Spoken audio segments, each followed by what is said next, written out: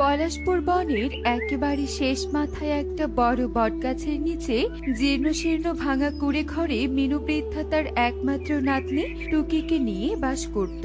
মিনু বৃদ্ধা পুরো বনে ভিক্ষা করে জীবিকা নির্বাহ করে। বাড়িতে কেউ আছিস মা? আমাকে দুটো ভিক্ষা দে। কেউ কি আছিস বাড়িতে? এই বুড়ি, এই এভাবে শাড়ির মতো চিৎকার করছিস কেন? মারে, একটু আমাকে ভিক্ষা দে। কোনো ভিক্ষা নেই, যা এখান থেকে, যা দূরে গিয়ে মর। মারে, দে না দুটো ভিক্ষা। তুই দুটো ভিক্ষা দিলে আমি একটু খেতে পারবো। দে না মা, দে না।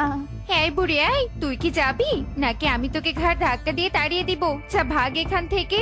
কাকুলি মিনু বৃদ্ধাকে ভিক্ষা না দিয়ে তাকে দূর দূর করে তাড়িয়ে দেয়। মিনু বৃদ্ধা অসহায় হয়ে সামনের দিকে চলতে থাকে। মারে, আমি অনেক অসহায় হয়ে তোর কাছে এসেছি। আমাকে দুটো ভিক্ষা দিবি মা? হ্যাঁ হ্যাঁ বুড়িমা, দিব। তুমি দাঁড়াও, আমি তোমার জন্য ঘর থেকে চাল নিয়ে আসছি। তুই অনেক ভালো রে মা, আশীর্বাদ করি বিধাতা তোর মঙ্গল করুক। মিনু বৃদ্ধা বিউটির কাছে ভিক্ষা নিয়ে আবারও সামনের দিকে চলতে থাকে। এভাবেই দিন কেটে রাত নেমে আসে। দিদিমা, তুমি আজকেও পান্তা দিচ্ছ আমাকে খেতে? আমি আজ পান্তা খাবো না। তুমি আমাকে ভালো তরকারি দিয়ে ভাত দাও। ওরে পাগলি, ভিখারির ঘরে পান্তা ছাড়া ভালো তরকারি দিয়ে ভাত পাওয়া যায় না। যা জুটেছে সেটাই খেয়ে নে দিদি ভাই। না না না, আমি পান্তা খাবো না, খাবো না, খাবো না। রোজ রোজ পান্তা খেতে আর ভালো লাগে না। কতদিন আমার মুখটা ভালো তরকারি স্বাদ পায় না। আমি ভালো তরকারি দিয়ে ভাত খাবো। আমাকে ভালো তরকারি দিয়ে ভাত এনে দাও। খেয়ে নে দিদি ভাই, এভাবে জেদ করিস না। তোর বাবা মা যে তোকে কেন এভাবে ছেড়ে চলে গেল? তুই ওদের কাছে ভালো থাকতিস, বিধাতা যে কেন ওদেরকে তুলে নিল। এখন আমি তোকে যে একটুও ভালো রাখতে পারছি না, ঠিক মতো খাবার দিতে পারছি না, তোর ইচ্ছে পূরণ করতে পারছি না। জেঠিমাই, তুমি কাঁদছো কেন? কেঁদো না, আমার ভুল হয়েছে। আমি আর কখনো জেদ করবো না, আর কোনোদিনও ভালো তরকারি দিয়ে খাবার খেতে চাইবো না। এই দেখো না, এই দেখো, আমি পান্তা খাচ্ছি। একে আমি খাবার খাচ্ছি, তবুও তুমি কাঁদছো? তুমি জানো না, তোমার কান্না আমার একদম ভালো লাগে না। চুপ করো জেঠিমা, নয়তো কিন্তু আমিও বাবা মায়ের মতো চলে যাবো। না না না না, এমন বলিস না। আমি আর কাঁদবো না। এই দেখ, চোখ মুছলাম। এবার তাড়াতাড়ি খাবার শেষ কর তো, রাত অনেক হয়েছে। আমাদেরকে আবার ঘুমাতে হবে তো। মিনু বৃদ্ধার কথায় টুকি তাড়াতাড়ি খাবার শেষ করে আর ওরা দুজন ঘুমিয়ে পড়ে। এভাবেই কয়েকদিন কেটে যায়। একদিন পাজল, কনক, মোটুসি কি সুন্দর স্কুল ব্যাগ কাজে নিয়ে স্কুলে যাচ্ছে। ওদের দেখে আমার স্কুলে যেতে ইচ্ছে করছে। যাই, আমি ওদের পিছু পিছু স্কুলে যাই। এই বলে টুকি পারুল, কনক, মৌটুসির পিছু পিছু তাদের স্কুলে আসে। পারুলরা ক্লাসে প্রবেশ করলেও টুকি বাইরে জানালার পাশে দাঁড়িয়ে থাকে। বাচ্চারা বলো, সরিয়াতে আম, আমটি আমি খাবো পেরে। সরিয়াতে আম, আমটি আমি খাবো পেরে। ম্যাডাম, ম্যাডাম, দেখুন বাইরে ভিখারি বুড়ির নাতনি দাঁড়িয়ে আমাদের মতো ক্লাস করছে। আরে তাই তো, ওর এত বড় সাহস! ভিখারির নাতনি হয়ে আমাদের স্কুলে পা দিয়েছে। আমি এক্ষুনি ওকে স্কুল থেকে তাড়িয়ে দিব।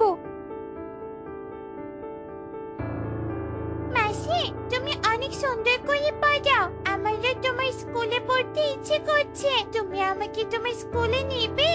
ভিখারির নাতনি, আমি তোকে স্কুলে কোনোদিনই নেব না। আরে আমি তো তোকে তাড়িয়ে দিতে এসেছি। যা ভাগ আমার স্কুল থেকে। তোর মতো গরিব খ্যাত আমার স্কুলে থাকলে আমার ছাত্রছাত্রীর সংখ্যা কমে যাবে। যা, দূর হ। ময়ূরী টুকিকে আর কিছু বলতে না দিয়ে ওকে তাড়িয়ে দেয়। টুকি মন খারাপ করে বাড়িতে চলে আসে। টুকির মন খারাপ দেখে মিনু বলতে থাকে, কি রে দিদি ভাই, তোর মন খারাপ কেন? কি হয়েছে তোর? দিদিমা, আমি ময়ূরী মাসির স্কুলে গিয়েছিলাম, সেজন্য ময়ূরী মাসি আমাকে অপমান করে তাড়িয়ে দিয়েছে। আচ্ছা দিদিমা, গরিবদের জন্য কোনো স্কুল নেই? গরিবদের জন্য স্কুল থাকলে আমি সেখানে ভর্তি হতাম। দিদি ভাই, গরিবদের জন্য শুধু স্কুল নয়, কিছুই নেই এই বনে। গরিবদের বেশি আশাও থাকতে নেই। তুই আর কখনো স্কুলে যাবি না, বুঝলি? হ্যাঁ দিদিমা, বুঝেছি। বেশ, এবার তুই ঘরে যা, আমি একটু আসছি। মিনুর কথায় টুকি ঘরে প্রবেশ করে আর মিনু বনের দিকে চলতে থাকে। এভাবে আরো কয়েকদিন কেটে যায়। একদিন আকাশ কালো করে বনে বৃষ্টি শুরু হয়। বৃষ্টির ফলে মিনু বৃদ্ধার ভাঙা ঘরে পানি পড়তে থাকে। দিদিমা, এভাবে ভাঙা ঘরে আর থাকা সম্ভব নয়। ঘরের সব জায়গাতে পানি পড়ে। আমাদেরকে সবকিছুর আগে একটা ভালো ঘর বানাতে হবে। দুবেলা ঠিক মতো খেতে পারি না, আবার ঘর বানাবো কি করে বল? বিধাতা আমাদের গরিব বানিয়েছে। আমাদের মতো গরিবদের নতুন ঘর, ভালো খাওয়া পড়ার স্বপ্ন দেখা বৃথা রে দিদি ভাই। এই বিধাতা, তুমি আমাদের গরিব বানিয়েছো কেন? তুমি আমাদের উপর একটু দয়া করো বিধাতা, দয়া করো। টুকি আর মিনু তাদের দুঃখ প্রকাশ করতে থাকে। এভাবেই অনেক সময় কেটে যায়। বাইরে বৃষ্টি কমে আকাশ পরিষ্কার হয়ে যায়। আকাশ পরিষ্কার হয়েছে রে দিদি ভাই, তুই বাড়িতে থাক, আমি ভিক্ষা করতে গেলাম। আচ্ছা ঠিক আছে জেঠিমা। ইস, উঠোনে কত কাদা জমেছে। এই কাদাগুলো দিয়ে যদি কোনো কাজ করা যেত তাহলে খুব ভালো হতো। এক কাজ করি, আমাদের তো ঘর ভাঙা, আমি বরং কাদাগুলো দিয়ে মাটির ঘর বানাই।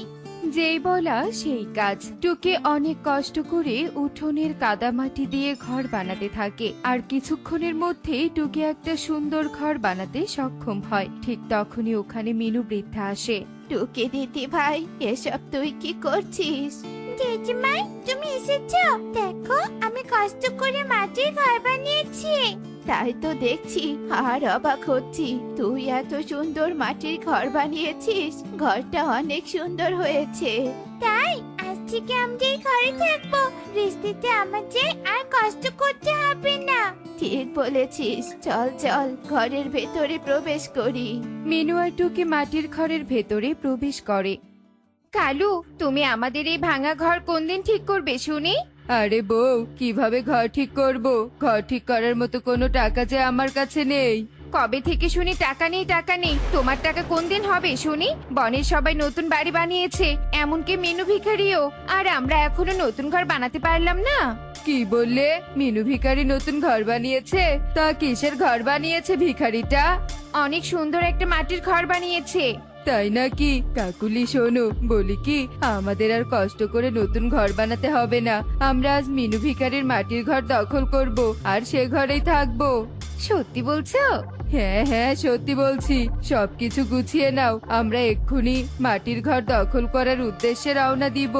কালুর কথা মতো কাকুলি তাদের প্রয়োজনীয় সব জিনিসপত্র নিয়ে সোজা মিনুর মাটির ঘরে চলে আসে। এ কি কালু কাকুলি, তোরা এখানে কি মনে করে? আর এসব কি? আমরা এই ঘর দখল করতে এসেছি। আজ থেকে এই ঘর আমাদের। তোরা এই ঘর থেকে এক্ষুনি বেরিয়ে যা। কি বলছো কি এসব কাকা? এটা আমাদের কষ্টের মাটির ঘর।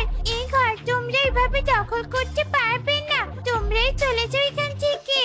এই ভিখারির নাতনি, এই তোর মুখে তো দেখিয়ে খই ফুটছে। এই ঘর আমাদের, যতই কষ্টের হোক, এটা আজ থেকে আমাদের। যা ভাগ এখান থেকে।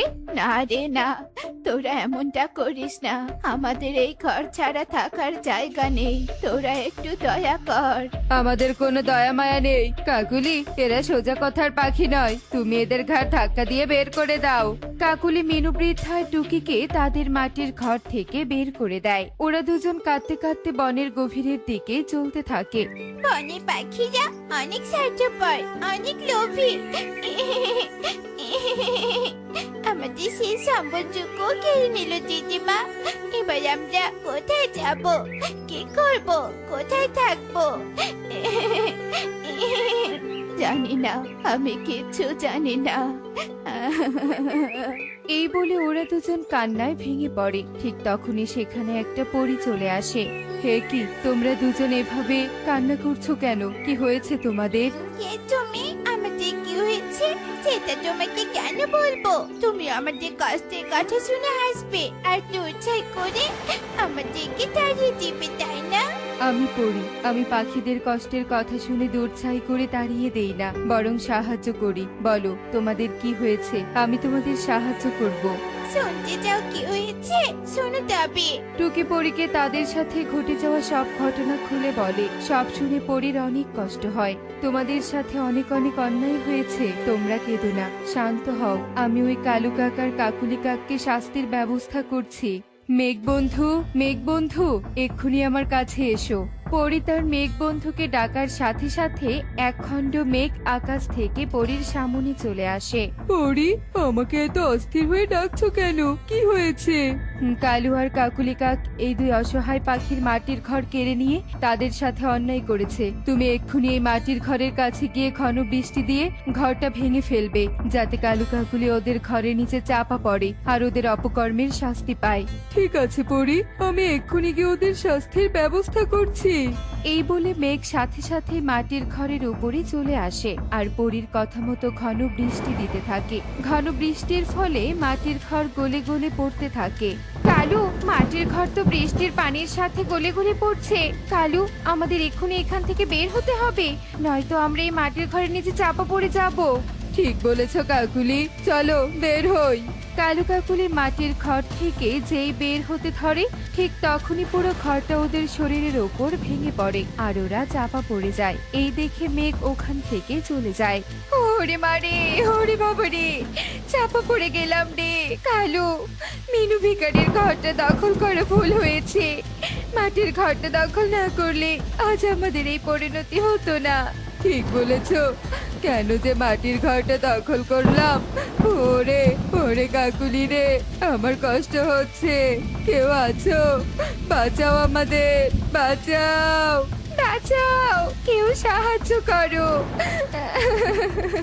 আমার মেঘ বন্ধু কালু আর কাকুলিকে শাস্তি দিয়েছে, এখন আমি তোমাদের সাহায্য করব।